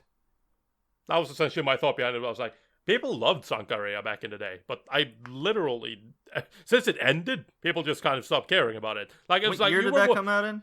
It came out in like 2012. Yes. Okay. Man, like 2012? It's essentially one of those. Yes. Holy shit! It's one of those shows where it's like, you did one or two things. You watched it, and then when it ended, you didn't care about it anymore, or you went on to the manga. Like, that's essentially what it is. The manga, ended, and I read the manga, and that's fine. Sankarea essentially tells the story of a girl called Rea Sanka. Wow. And a boy named Chihiro Furuya. Chihiro's a bit of a weirdo, and he has a thing for zombies. He's very into like zombie movies, but he doesn't like real girls. He likes zombie girls. And he one day runs into Rea Sanka, and she's a rich girl, going to an all girls school kind of, but doesn't really get along with her family and her new stepmother and whatnot, and she kind of wants to escape that all, and she finds comfort in spending time with Chihiro, even though he doesn't particularly like her because she's a real life girl, a real living breathing girl, and he doesn't like that. Except she dies in an accident. She is killed. An accident caused by her own father. Was it by a truck? Nope. She falls off a cliff, and she ends up getting speared by a branch. Oh. Well, at least that's cool. So she dies, but did a truck hit her off the cliff? No, her father did. Father in a truck hit her off the cliff? No, he came in a regular car. Sorry, there is no truck here. This is not an isekai. Chihiro, he's been experimenting with, because Chihiro's cat died, so he's been experimenting with like zombification, trying to turn them into zombies, but it doesn't work. But in a desperation, he ends up giving Sankarea the same thing. And to his surprise, because, obviously he panics because he grabs her body and, hides it, which is a crime. But then as it turns out, she wakes up. On. Yeah, as it turns out, she wakes up and she is a zombie. And his cat wakes up too. So now he has two zombies all of a sudden. He spends a lot of time kind of like, spends more time with Rhea. They get to know each other better. They kind of form a little bit of a relationship. And then Rhea goes crazy because she's actually, she's still dying after all. She's in a state of death, so she kind of loses control a little bit and kind of becomes a real-life zombie, like a proper zombie. You can't really control herself, which she needs a type of leaf, poison leaf. What the fuck are they called? Oh, I don't remember what it's called. I know the name in Portuguese. I know what it is. Something. Hydrangea, that's the one. Thank you. That's like that plant. It's essentially poison, but apparently that kind of helps both the cat and they regain kind of their sanity again. So it's mostly just kind of trying to not have anybody be suspicious of the fact that she is actually dead, and forming a relationship. And it doesn't end. The manga continues, and the manga ends, and I'm a little bit iffy on the manga, on the continuation of the manga. I feel like I feel like around where the anime stops is kind of, it has adapted, not all of the best parts, but most of the good story. I feel like it definitely feels like one of those mangas that eventually ended because the guy who writing it just ran out of ideas. And, yeah. So, but the show was good. Just, again, don't expect an ending. And the final one that I had. Oh, damn it, Tori. You're killing me. It's one that I think Heiki actually mentioned it briefly as well when he went through 2011. And that is Kami-sama no Memocho, or Heaven's Memo Pad. Yes. Really fun. Sometimes really weird. It was really weird. Sometimes sometimes like they even have a baseball episode. Yeah. Yes, they do. And it's essentially it follows before you say anything, if you mention that to some people, you're gonna get a very negative reaction. Not even an opinion. They will outright show they disgust for the show because they thought it was extremely bad. I remember that going around when it aired, and I honestly don't know why such huge rejection to this show, because it was very fun. Mm-hmm. Yeah. So essentially, what this is, it's kind of like it's a type of, I would, again, not exactly, but it's a kind of a little bit of a mystery, at least at first. But it's not the type of mystery you would expect.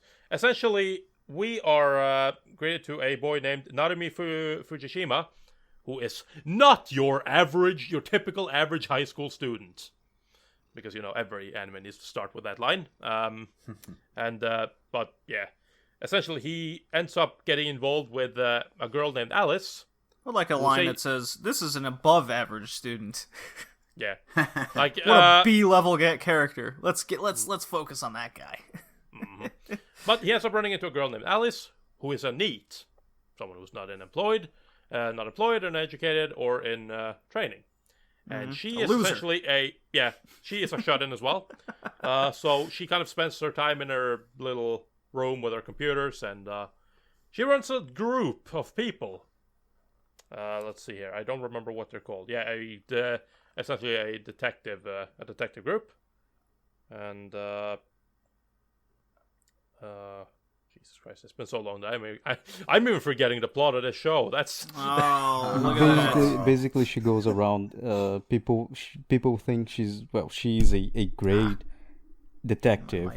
So basically, she has the group of. She never leaves her room. Yes. Yeah, she has a group of NEETs, which is a guy who is very good with cameras, a guy who is very good with military things, and another person. And the main guy. So basically they go around the city planting cameras for her because she doesn't want to leave the room, as well solving many mysteries that appear. And basically they are the ones who are forced with essentially confronting these people and kind of doing a lot of the dirty work when she just spends time in her room. And at first I thought it was going to be mostly a comedy.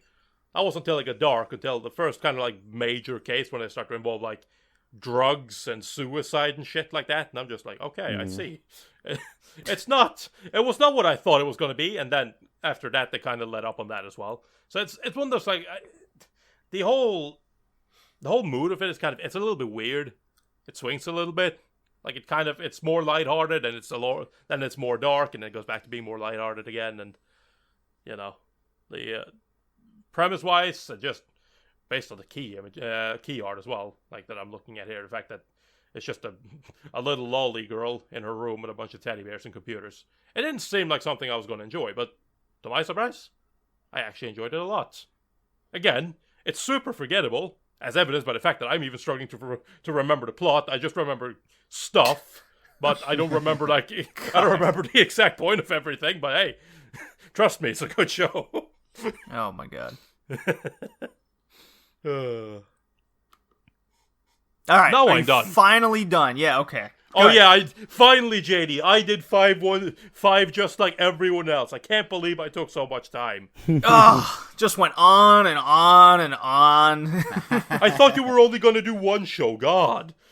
Man, I mean, I thought you were only going to do 3. Like what you gave me. I said those were the 3 that I was definitely going to talk about. I said I found 2 more. It literally says so in our chat. Bullshit. I recall of no such thing. Well, that's so there you have problem. it. There's 20 anime from the lost and forgotten of the past decade. Hope you had your pens and pencils and papers all set up and wrote all those down. So if you are a long listener of the podcast or just starting out and you find you have similar taste, well then there you go. Hope everyone really enjoyed that topic. Colin, good shout out with the Little Witch Academia there. That was my favorite one. Anybody else had a favorite we listed? Well, No? I mean, Concrete Revolution is just really good. Wow. That was your own. I know. What yes. a loser! I mean, Believe all right. this. Fine. See, I the Money of Soul and Possibility Control. That one. Ah! The OP is just on point. Really good. Yeah. I mean, my real answer is obviously the Eccentric Family, as you should know by now. But yeah, I'd probably have to say Little Witch Academia as well. I don't Hey. No, Flip Flappers. Never mind. I forgot. Aw. I forgot about it. About you, Colin. Picking one that's not mine, I may take another run at Knights of Sidonia. There you go. Hey, everyone likes my stuff. I didn't. Yes, you did, Tori. I remember differently. My course you do. selective memory is just like my selective outrage. Anyways, time to play the drop, and we can talk about one of the coolest anime characters of all time. Here we go. Loop ball. Are you here because you're following the will of others? Or are you here on your own will? Da-da-da-da. Yes. As I write this down, make my notes, shake the table, hit the microphone. Captain Harlock. Space Pirate Captain Harlock. By Studio Toei Animation, whom has brought us likes of Dragon Ball, Sailor Moon, One Piece, etc., etc. Lots of stuff. Director is Rintaro, the famous one himself. Did Metropolis, not Metropolish, which I wrote there. Co-producer is Battle Angel Alita. This anime was released in the spring of 1978, so back to the 70s we go. Colin, are you looking up porn on the computer next to me here? What are you doing? Kingdom Hearts fan art. Oh my god, might as well be So porn. This anime spans 42 episodes, quite a strange number. The summary is from Anime Planet here that I'm about to read. In the year 2977, humanity has long passed its peak. Machines are able to perform any task a human can, and people have succumbed to apathy. Dun dun dun. However, there remains one who refuses to accept such an existence. Captain Harlock, a pirate who sails the sea of stars aboard his ship, the Arcadia, and in which it looks like an actual pirate ship, but in space. He is feared and loathed by most inhabitants of Earth, and yet he is their only hope against the Mazones, a strange alien race of beautiful women that threatens humanity. Thus begins a lonely battle in which Harlock and the crew of the Arcadia, which I guess in itself isn't that lonely, struggle to stay true to their ideals, while slowly unraveling the sad tale of the Mazones. So my immediate first impression watching this, I did watch this after Space Battleship Yamato. This is a Leiji Matsumoto work.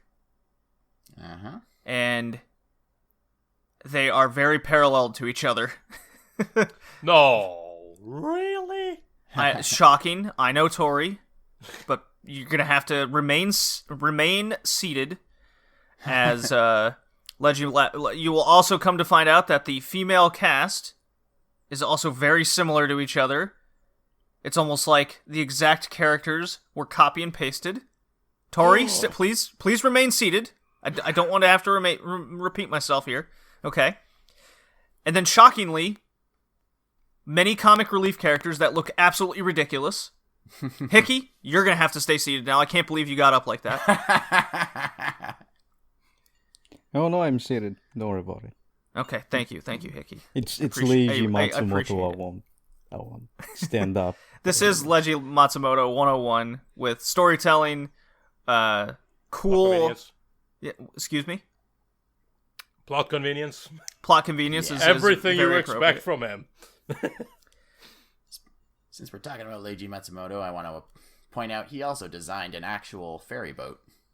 Ferry boat Yeah, I actually rode on one when I was in Japan last March. merch. Nice. Oh, they were Last selling March. mojitos and they sold mojitos and gelato. I got me some of that good shit. As chocolate, Leiji gelato, Matsumoto and some- intended. If you ride on one of my boats, you will get that good shit. Yeah. Was it purple? Rode it to Odaiba Island. Was it purple? Yes. Oh, there you go. Actually, no.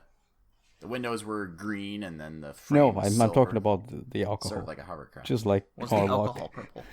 No, but the gelato was Ah, sweet potato flavored. Good shit. Yeah, nice. the Rode it to true Odaiba Leiji Island. Matsumoto experience. Weird purple alcohol and boats. I will say immediately, my favorite character in this entire show was the blue alien chick that drank all the time. Yeah, She's awesome. I love Yeah. her. She Mine. wins fights with the power of no view, and whenever she drinks, she just starts glowing. She's amazing. Listen, love her. man, she's a woman who's given her life to Harlock. Okay. Yeah. And she knows how to play a harp. Yes. Although they all only know how to play one song. Speaking of one song, and I tweeted this as well, I really was not prepared for a space battleship Yamato, not that one. Well, Space I mean, pirate I wasn't- Captain I Harlock. wasn't- Yeah. Space Battleship Captain Yamato. I wasn't prepared for Yamato as well, but the first mate actually built Yamato in one episode as a plastic Yes. model. Yes, he did. But my joke was going to be fucking whatever. I know. Ocarina of Time, because the fucking Ocarina. Yeah. Like, Yeah. god damn it, do they love the Ocarina. I was going I- to compliment your joke. I'm not gonna lie. That one song that they play, both on the harp and on the ocarina and everything, I hate that song so much. It's so fucking annoying. And there's only one way they could make it worse, and they did, because they had an episode literally entirely dedicated to how they couldn't stop playing that fucking song. Yes. And then literally the next episode they started off with that song again. I'm like, are you not done yet? I thought it was fine. They did explain why the music is so important in this. It's because Mime, when she plays music, she emits a soothing aura onto the ship to calm the crew down from anxiety. That's fine, but not the same song every single fucking time. That just Well- stresses people out. Come on, my boyfriend is a pilot. They must play it over and over I again. was just gonna mention that. They didn't need that, yes, but that song wasn't even played that as often as this one is. I don't That's know saying about something. that. Oh, motherfucker! They Dude. play this song multiple times an episode. Every Yeah. time there's a flashback, the song will be there I think because that's only it will because be it's on not Earth. as long. It's like I thought the song was fine and didn't mind it until that episode where like the little kid lost her memory and Basically it saying, was just the entire episode was like please, and I was like stuck in traffic inside of a back-end bus and like just end my life. someone just crashed into this bus Yeah, now. please, Mazone, the Mazone invasion, where it is when you need one. Please, the bus driver, show us your true intentions by Yeah. becoming a Mazone. I was just a beautiful the old woman guy? just becomes a plant. Yeah.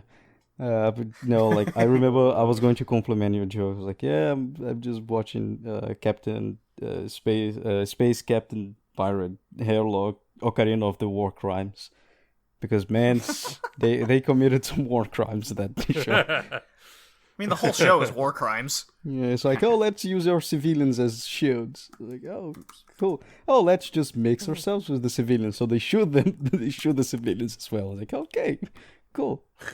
She's unarmed and she's just going back. Just guy who wants revenge just gets on a fucking ship and blow the fucking emissarium. Like, that is a war crime.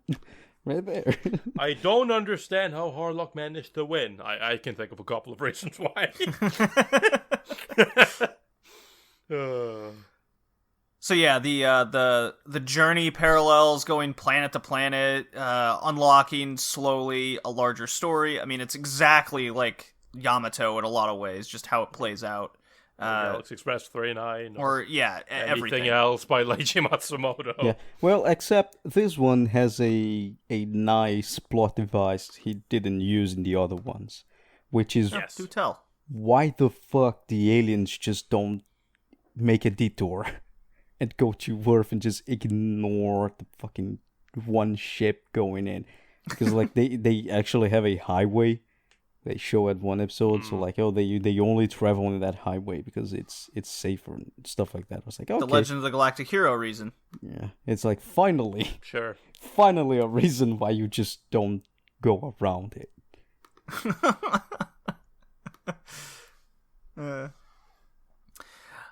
So the animation is very late 1970s, but it doesn't look as good as, say, Future Boy Conan.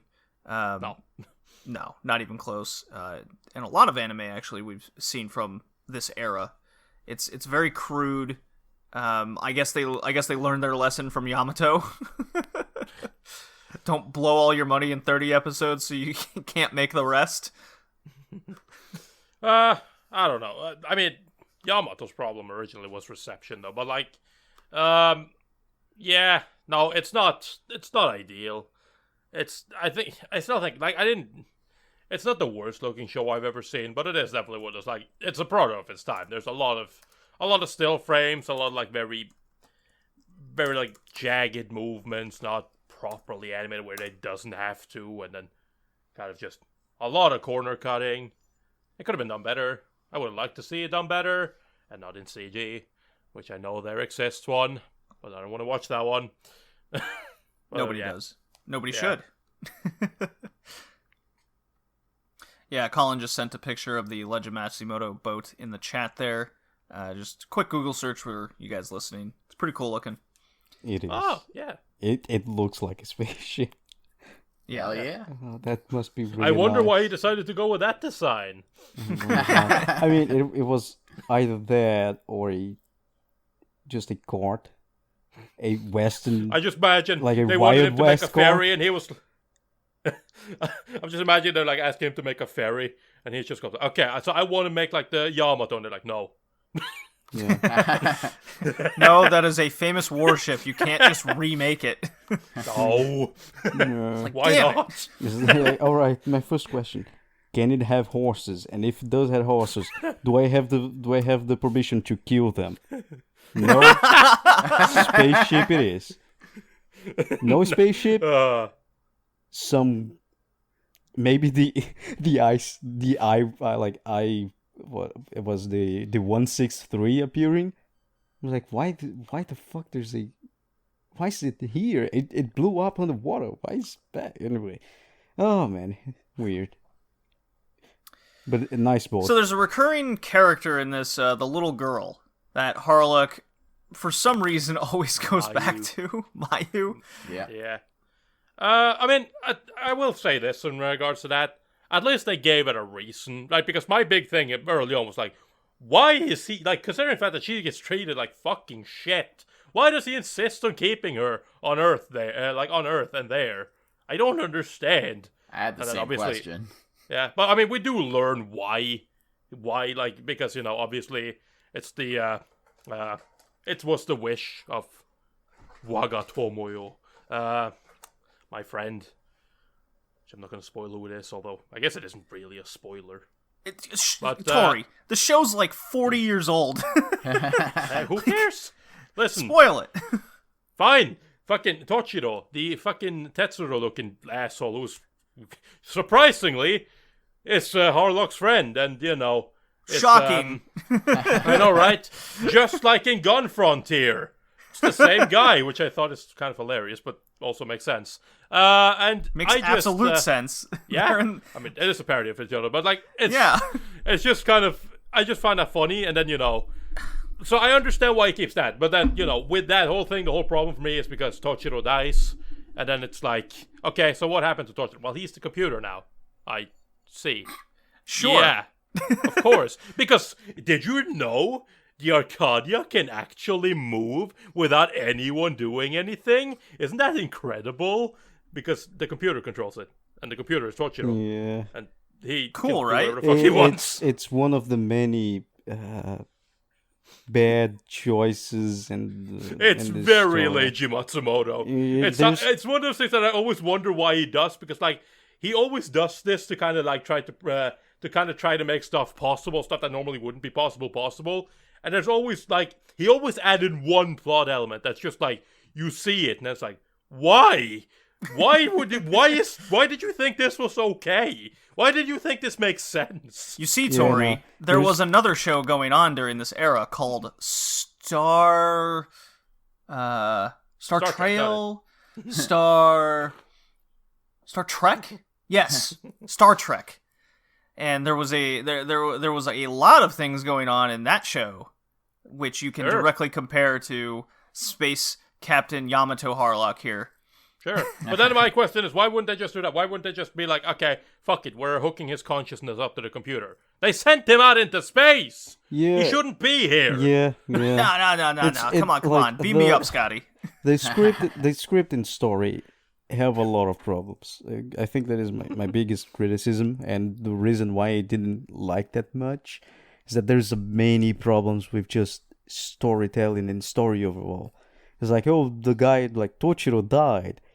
They just threw him out of space with everything inside. His brain and cells and so is not in the fucking ship. It's floating into the fucking space. And then they let Mayu mother just dies with the body. Even though technically the guy is the ship. It was like, oh, that is a huge fuck up. Whoever let her just go with the body. It's like, yeah, no, he's alive. He's a ship now. But I like I'm just gonna have to poke a hole in that. Emeraldas does not die. Get off the table, kitty cat. Bad Jeez, kitty. it's all Emeraldas does not die. Still, it's like, oh, I'm gonna live with him, just floating in space forever. For a while until she decided to become queen, and then that's Queen Emeraldas, and that's a whole nother story. I know, but still battling him.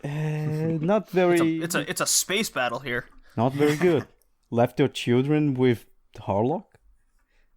That doesn't sound like a good plan. Yeah. Harlock left two children on the planet with nobody else on it. They'll be fine. They'll work it out. Listen, that was Tochiro's wish. He wanted her to stay on Earth, so therefore she has to. No, I'm talking about episode Yeah, it's 28. more about the mother in that point.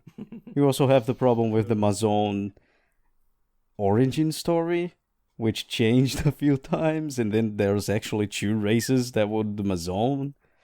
The plants. Yeah, that was a little strange. It's just this is where the Mazone come from, but wait, this is where they actually come from, and this is the real reason why they got. But then wait, it's actually Earth.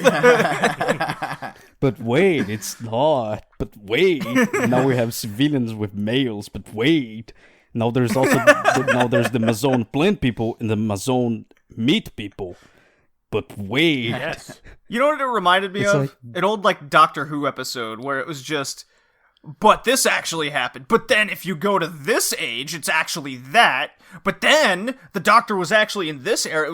It reminded me so much of an old Doctor Who episode where it was just swerve, swerve, swerve. Hey, are we here now? No, another swerve. Ah, ha, ha, ha. You thought you knew the answer. Ah, isn't this great? Great storytelling. Yeah. Well, I mean, aside I'm that... still convinced that now Leiji go drink and have sex with your blue alien.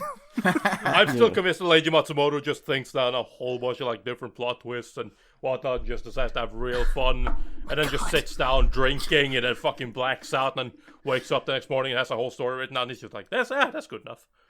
Yeah, there's also there's also the problem of no one remembering the moral of the story of Harlock. Never trust women or plants. So it's always like, oh, there's this really beautiful woman of my life. or man of my Also- life sometimes from time to Well, time. yeah, that's the Star Trek reasoning. And it's Also, like, I would never they trust a were woman, they were but she's Amazon hot. all the time. No, it's like, I was Amazon from like the beginning, and it's like, oh no, but there's also this Amazon. She defected, but I wasn't a defector. I was actually a spy. I'm like, yes, everyone know by definitely. this time, the Amazon are bad. Women are Yep. bad, basically in general. The Women show. are bad. Don't trust women. I mean, he's got a point. don't trust But now- women on plane. One thing that I really Look. that really got to me as well. If you remember why Captain Harlock has so many, like he has like 41 people on his fucking ship. 42. Well, 42 yes, if with- you include the computer, man. Yes, but fuck the computer, man. He has 41 actual people on the on the. Whoa, we should ask Torichiro the answer here. Computer, how many people are on the space battleship Yamato? Okay. This might answer your question. As of 2018, the population of Yamato-shi is 235,000. Well, there you go. There's our answer. Thanks. I think. Okay, great. Thank you. So the 235,000 people. Like, what? Remember how we got them all to be there? Or remember why they want to be there? The entire point of them was that they were to be able to like kind of follow their own ideas, like their own sense of justice, their own freedom, and do whatever the fuck they want. And then whenever somebody tries to do something that goes that's not in line with what Harlock wants, he's just like, no, you can't do that. Yeah. I like it's that. Like, are you serious? He's like, yeah, no, everyone is here because they want to be free. Every single backstory. Oh yeah, no, there was this beautiful woman I loved, and it was actually Amazon. So Yeah. I joined the ship to seek revenge. Like, well, so you're not here to be free. Okay. I was betrayed by an alien woman. And then, You are perfect for the Harlock ship. yeah, proceeds to get betrayed by another bland Mazone. Amazon woman. It's like, They're yeah. pretty. Yeah, the woman is hot. There you No go. way. There's your answer. That one episode where the guy starts saying, "No, this is my mother." It's that episode's so bad. Oh my god. The fucking mind control Yeah, thing. the Amazon can mind control people, even though they're No, only her. Only that one. I don't know. The queen can. The queen can do a lot of shit. There's a few other Amazons that actually had mental being powers things, even though they are plants, and they just catch. They kind of catch on explained like the fire. plants are interconnected through their little network, so very Star Trek-y with how. I mean, if you've watched a bunch of Star Trek, you will follow this and you just go, yeah. I mean, it makes just as much sense in that show, so. It just keeps going on and on with a lot of the comparisons in that Matsumoto style. I mean, it kind of speaks for itself. But then I just love the constant camera shots of Harlock and his always expositions. It's always side look at him, look at his scar, his eyes squint a little bit. Hey, and then he takes a drink of his special purple liquid. Then he smiles. Alien in the background playing the harp. Obviously, they're gonna bang after this every time. Yes, Tori. Don't you Give it a beat little around smile. the bush there. Give it a little smile. Never say Well, I anything. Give an order. Yeah. First mate say no, fuck you. I'm just making a plastic model. Do it yourself. Like, okay, cool. Can you fix the engine? who needs No, good I'm communication? busy. Can't you see I'm busy here? I'm playing with toys. Like, sure, cool. Also, everyone is a midget in the ship. Yes. Leiji Matsumoto style. Listen, Except man. Kay. Listen, man. Instead- That's how you make. That's what you do, man. When you are gonna summon a crew of men to be on your ship, and there are eventually gonna be women around, you want to make sure that all the men that are with you are fucking ugly as shit, or short as shit, Well, or that's midgety as shit. worse because they don't really will on, have otherwise he's a gonna lot keep of chewing on woman attention. But they're not gonna get the women attention. You're gonna get the Oh, women that attention. is true. That's the plan. The alternative name of the show instead of Captain Space Yamato Harlock Ocarina of War Crimes is Time. Harlock and the yeah. Seven Dwarfs, or in this case the 38 Dwarfs. Well, yeah. The 230,000 dwarfs. That's right. That's got our the number Yamato. from That's Alexa. not the Arcadia. Yeah. All right, computer. How many people are on the Arcadia? Isn't that gonna tell us the population of the German, like, state? It's very possible. Computer ignored me. Yeah. Sorry, I was taught never to ignore someone when they say JD just got owned by the fucking computer. Well, Oh yeah, there was also a robot that appeared like 2-3 times and never came back again. I think it is the same model that Yamato had. yes. Yeah. Yes, it is. Yeah, it's the exact same one. Might as well. He doesn't really do anything. He didn't do anything in Yamato either. He's kind of just there, like, hey, I'm funny. Look at me. Well, I mean, the Yamato robot was awesome. I mean, he Yeah. He had funny. alcohol problems. wanted to This see one. panties.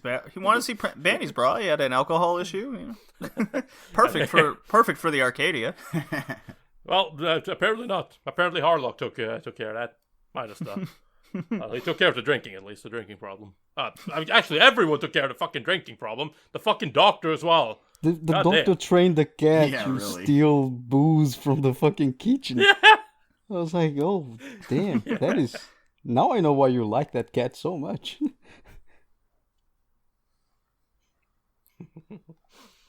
From the moment he first laid eyes on that cat that he rescued, that Kevin, or the one that gave him that kitten, he always knew one day this cat is going to steal alcohol for me.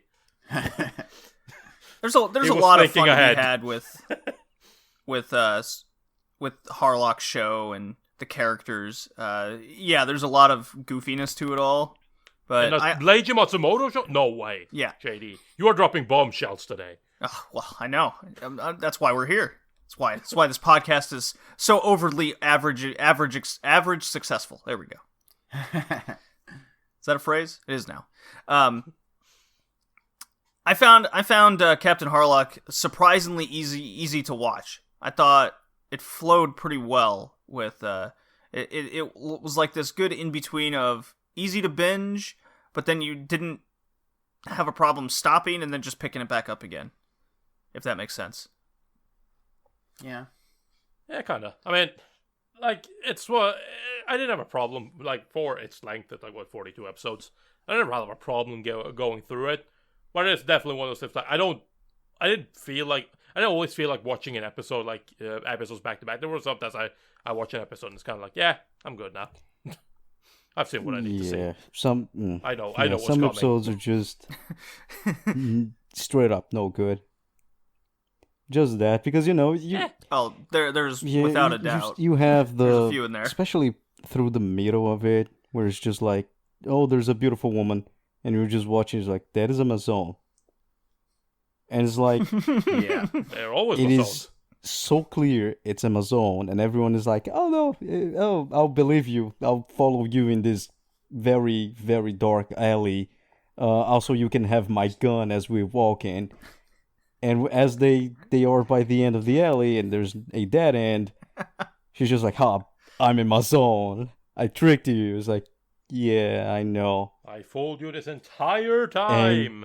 Well, if there's anything And we then learned, the next episode is like, oh, there's a beautiful woman, and she told me to give her my gun and follow him into that alley. So just do that. Like, please. We went through these so many times. well, if there's anything we learned that we can take into reality, is our first question should be to every woman from now on: Are you a Amazon? plant? Are you a plant creature? identify yourself Are you a as a plant? plant? Are you a plant? No, that's exactly what a Mason would say. I can't trust you. Buy one of those expensive. But if you buy me this drink, I might be able to look past it. Here's my gun. Here, take my gun. Also, why they had Mazone specific identifier attachment to the gun, to the laser guns. I thought. So you wouldn't shoot another human, But obviously. they did. Whatever. It never really came into matter. So, fucking, I don't Except know. near the end. The one chick No, found a also way to circumvent the detector. blonde Yeah. chick back story with the former fiance, where he was a spy to the Sure. Amazon, and it was like, fuck yeah, I'm a Yeah. spy to the Amazon. They fucking conquered this shitty planet. I might as well guarantee a nice place to live once we are ruled by our planet's overlords. Like, it makes sense. That makes sense. He got shot, but still made sense. I did get a constant kick out of, no matter how much evidence is always put forth from the people in charge of Earth, they always just went, it's Harlock's fault. We Yeah. must kill him. He comes back, saves the girl, saves the planet, and they just go, that son of a bitch. That was our job to save Earth. Bitch of a Poor song. General, No, but by I the mean, way. that's- Like, I really wanted him to make a yeah. coup d'etat on Earth. I really wanted to. It was like Zenigata always going after Lupin. Yeah. Must get and Harlock. finally, when he was like, yeah, Earth is corrupted. The politicians only care about golf and horse race. I'll join your crew. He just got Yeah. shot. Like, It's just like real life politics. Yeah. Golf, money, and gambling. That is what matters on Earth for politicians. Yeah. And then the scapegoat is always the vigilante. In this case, Harlock. The scapegoat is always the sexy space pirate. Every time.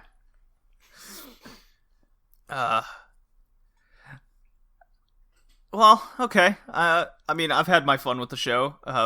Anybody I else was got about to things to say? I was about to say, there's really that much to talk about. I mean, obviously, you could break down the plot, but The plot is like- the Mazones. That's it. That is Yeah. your plot. No, I know, right? But I mean, like the episodes, like what you go through. But that's like, it's not really a point. Like, it's a fun show. I enjoyed myself, and the more I watch Leiji Matsumoto shows, the more I just want to watch other shows. And I definitely implore us to do more Leiji Matsumoto stuff in the future, especially Galaxy Express 39, We still Queen got that. Millennia, Queen Emeraldus, stuff like that. Right? Like, there's still so much to discover. Even if like it's not always good, but I'm just fascinated by the Leiji-verse. Like, it's just every time I watch more of it, I just want more. I was like, okay, there are more characters here who have side stories in this universe. Let me go into those. Let me go into Meta Legend. Let me. There's so much. So yeah, I definitely want to do more Leiji Matsumoto stuff in the future. Well, this is what, our third or fourth encounter with him? yeah, something along those lines. Something like that. Yeah. I mean, discussing Harlock is way funnier than watching it. Honestly, I wasn't enjoying myself watching this show, even though individually, aside the one music that I always play with the ocarina, the rest of the music is really good, especially the pirate songs. Yeah, the sea chants. Yeah, I like those. The sea shanties in space. The space chants are yeah. really good. The characters individually are mostly fine, but the Space, the final but frontier. the biggest problem Yeah. is the story. The story's just not good. What? Oh, Hickey, come on. Look, on. I Yeah. have to agree. What? Calling you too? The story's no. just no It's just all good. over the From place in certain spots. What? You guys are talking absolute madness. from corrupted You guys have been drinking too much purple from liquid. corrupted Earth to dumb politicians to Harlock always going to Earth and getting surrounded by the military that can't do anything. By the way, the military tanks have holes in the front of them. For like, why? But regardless, from aggressive, getting to the Amazon. Always there's a pretty woman that becomes a Amazon. Harlock defending Earth, going back to Earth. Harlock actual solution to anything is just ramming the problem. Many things don't make a lot of Yeah, sense. I don't see a problem. I don't see Many the problem things there. change through all the time. You don't know which one is the actual version. The script All the of them, script none of writer them. It doesn't matter. from time to time he just See, Tori, he you just get it. changed his mind midway through episode, so he changed it. Actually, doesn't make a lot of sense. A lot of things. So the story is the weakest point of this, and it is actually a major problem of Harlock. Probably get, corrected by the other things Harlock that I know. There are prequels and sequels through the ages, which I'm very interesting to watch, but as the 1978 Harlock. Yeah, like Arcadia of my youth. Something I haven't even seen yet. As 1978 Captain Harlock. Because of the story, I wasn't enjoying myself that much. The episodes I watched, I liked most, were the ones either with a very interesting and unique Mazone, like the one when the Musashi appeared and the submarine, where you had this spectral Mazone, or when the last episode when he goes to confront the queen, and you have the Commando Pro perk scene. Those episodes were very specific background story of some characters. Those episodes were very fun. The rest, it was either normal, episodic, beautiful woman that was actually an evil plant turning to ash episode, were just not good. Which is unfortunately, because Harlock is a nice guy, even though the anime tries to play him as this 4D chess strategist when he's just a guy who wants some alcohol and protect Earth. He wants alcohol, that alien poo-tang, and his version of 4G test is, no you, I'm ramming this bitch. Didn't see it coming. So yeah, aside those things, unfortunately, it's there. I need to talk about them. So I wasn't enjoying myself as much because of those problems, very preeminent problems. Well, with that being said, I give it 7 alien psychotic attacks out of 10. Who's next? I mean, I can give mine. I mean, I basically thought it was good fun. It gets my, basic shonen score. I can give mine. I'll give it a 6. 6, you thought it was Queen Rafflesia, but it was me, Cleo, the Royal Guard headmaster that got extremely Commando Pro by 3 meters away. That scene is really funny. I give it 6 pointless self-sacrifices out of 10. Dude, there was so many.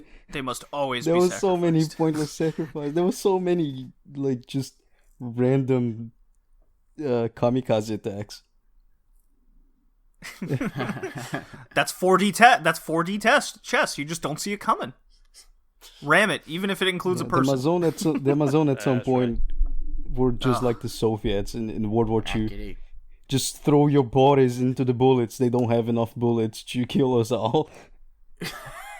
I was like, okay, sure. I mean, listen, that's a real I strategy. It worked for the Soviets. It technically worked for the Amazones at some point. I know. It did until they for some reason stopped and was like, let's rub it in their faces that they can't kill us all. And then, well, actually they could. Too bad. So yeah, I give it a 7 screaming Masones out of 10. I enjoyed myself. Solid 6.5. We all agree pretty much. Yeah, I enjoyed myself watching it. It's not an amazing story. I agree with Hick in that, but it's one of those things. At this point, maybe I'm just getting used to the Leiji Matsumoto stuff. But it's that's not really anything new. I don't particularly go to Leiji Matsumoto for tightly written or even comprehensible stories. I go to Leiji Matsumoto to see him create some fucking wacky universe with beautiful women, weird ass characters, and plot twists every fucking 5 minutes, and a bunch of beautiful women that looks the same. Yeah, I mean, I have this overall understanding that Leiji Matsumoto is extremely overrated. So usually that plays a lot in how I feel about the shows. Probably that's why I like Yamato a lot, even though they blew off everything in the first like 20 episodes, and they're like, well, shit, it wasn't well received, and we are getting cut off. But we gotta end this thing.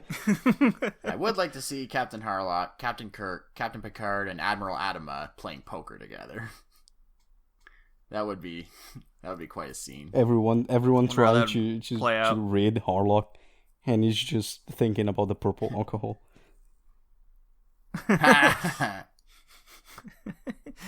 As he looks in the distance and sees this alien chick playing the harp. Gives a little smile. It's like, play that song we all love. Drives everyone crazy playing the same song over and over again. Didn't see that strategy coming. All right. Start losing. Well, that was a lot of fun. Just rams the table. Well, this was episode 66 of the Red Leaf Retrocast. Space Pirate Captain Harlock has been reviewed. We'll see you next time. Yay. Bye now. Peace.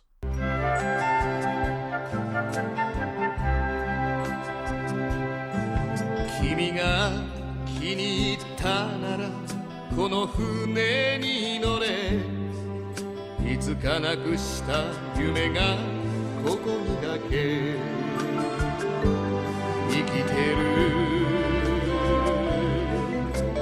どこへ行ったのか可愛い野の花はどこへ行ったのか優しい魂は君が生きるためならこの船に乗れいつかなくした夢がここにだけ生きて